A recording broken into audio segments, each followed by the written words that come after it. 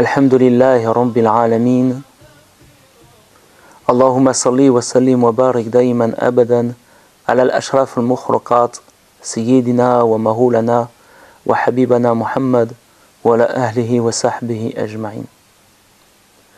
Inch'Allah, nous arrivons dans la deuxième décade et nous devons donc de reprendre le hadith dont nous vous parlions la semaine dernière. Le prophète Mohammed sallallahu alayhi wa sallam a dit: c'est le mois de la patience et la récompense de la patience c'est le paradis. C'est le mois du don et les subsistances du croyant augmentent durant ce mois. C'est un mois dont le début est miséricorde, le milieu pardon et la fin affranchissement du feu de l'enfer. Ce hadith est rapporté par l'imam Bukhari, l'imam Muslim et l'imam Bayhaqi. Nous avons commencé à faire son explication la semaine dernière concernant la première décade. Et si nous vous prions de nous excuser, la semaine dernière nous avons mis un peu de temps avant de vous expliquer les éléments de la première décade. Nous allons Inch'Allah essayer d'être plus vifs pour les deux décades à venir. Donc la deuxième décade, le début est miséricorde, le milieu est pardon. Et la fin est un affranchissement du feu de l'enfer. La deuxième décade concerne le pardon. Autrement dit, durant la première décade, j'ai travaillé sur mon cœur afin d'y voir mes péchés pour demander à Allah Azzawajal sa miséricorde. Miséricorde pour être pardonné. Et nous arrivons dans la décade du pardon. Mais cette décade du pardon va elle aussi se relier au mois de la patience, comme nous l'avions expliqué la semaine dernière. En quoi? Eh bien, comment espères-tu?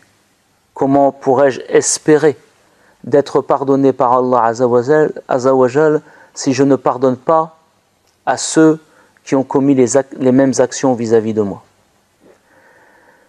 Je me rappellerai toujours ces paroles d'un de mes professeurs, Sidi Selim, qui lors d'une leçon disait: mais si tu refuses de pardonner à quelqu'un qui t'a volé, tu prends le risque au jour de la résurrection qu'Allah te présente tous ceux à qui toi tu as volé. Si tu prends le risque de ne pas pardonner à celui qui t'a menti, à celui qui t'a violenté, à celui qui t'a insulté, alors tu prends le risque au jour de la résurrection qu'Allah te présente ceux à qui toi tu as fait le péché que tu ne sais pas pardonner toi-même. Donc ce deuxième mois cette deuxième décade qui est la décade de la patience, qui est la décade du pardon, il faut le lier au mois de la patience. Et le mois de la patience, encore une fois, nous ramène à notre propre ego, au propre travail sur notre ego.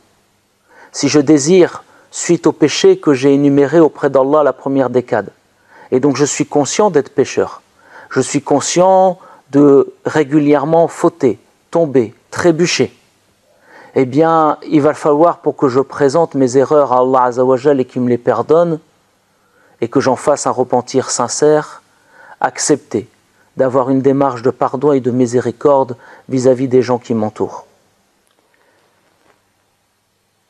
Une fois, le prophète sallallahu alayhi wa sallam était avec un bédouin. Un de ses petits-enfants est passé à côté de lui et le prophète l'a saisi, l'a enlacé, l'a embrassé et comme il avait la coutume de faire, il a humé sa tête. Et le bédouin a dit: nous avons eu plus de 10 enfants et jamais nous n'avons agi comme cela. Le prophète répondit alors: que puis-je faire pour celui qui n'a pas de miséricorde dans le cœur? Ce hadith nous apprend que si nous voulons amener la miséricorde d'Allah vis-à-vis de nous, si nous voulons le pardon d'Allah vis-à-vis de nous, alors il faut que nous ayons un comportement en adéquation vis-à-vis des gens qui nous ont blessés, qui nous ont par moments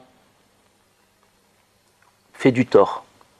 La démarche de pardon est une démarche qui suit le croyant durant toute sa vie, puisque cette démarche a suivi le prophète salawatu rabbi alayhi toute sa vie. Allah Azza wa Jal dans le Coran al-Karim nous dit à la sourate 11 verset 52: implorez le pardon de votre Seigneur et repentez-vous à lui. Plus loin, dans un hadith, le prophète Mohammed sallallahu alayhi répondra à ces injonctions en disant « Ô gens, repentez-vous à Allah, implorez son pardon. Je me répands moi-même 100 fois par jour. » Hadith rapporté par l'imam Muslim. Donc nous voyons que cette pratique est une pratique du prophète sallallahu alayhi. Nous voyons que la capacité à pardonner est une capacité, mashallah, qui était inhérente à la caractéristique du prophète sallallahu alayhi. Dès qu'une personne se présentait à lui pour le pardon, il n'avait que réaction presque immédiate, instantanée, innée, de donner le pardon. Je vous rappelle Hind, je vous rappelle tous les gens de la Mecque le jour de la prise de la Mecque. Je vous rappelle Abu Sofyan, je vous rappelle Safwan, etc., etc., etc. La vie du prophète n'a été qu'un exemple là-dessus. Je vous rappelle sa réaction après Taïf.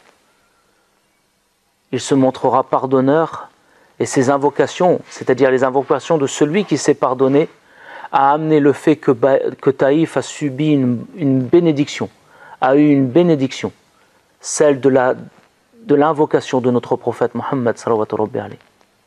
Donc à nous, Inch'Allah, d'exercer la même chose et d'avoir la même attitude durant ces 10 jours.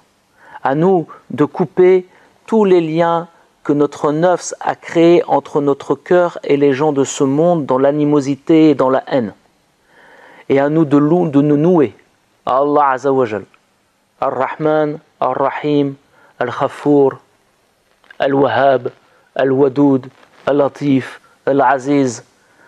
Que de noms, que de caractéristiques d'Allah Azza wa Jal qui nous invitent à la miséricorde, la toute miséricorde, le très miséricordieux, le tout miséricordieux, le pardonneur, le subtil, celui qui aime, celui qui est affectueux, celui qui chérit, etc., etc., etc.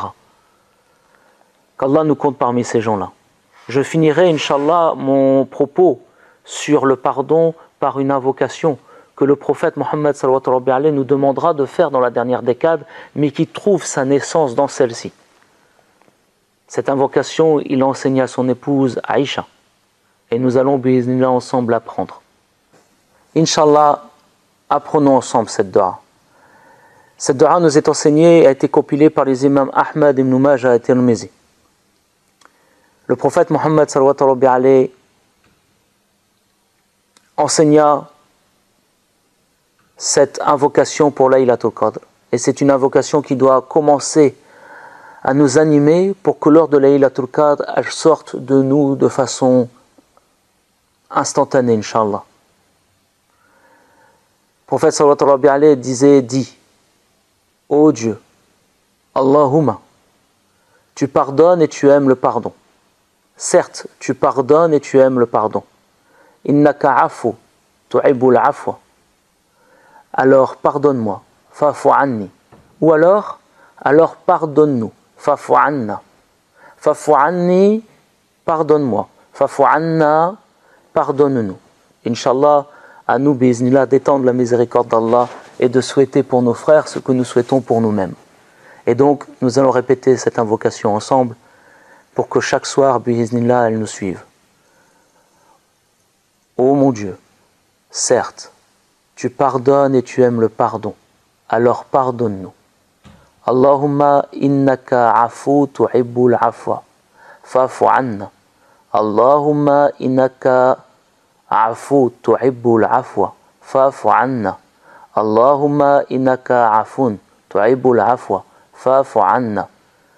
Inch'Allah, je vous laisse sur ces paroles du prophète Mohammed sallallahu alayhi wa sallam.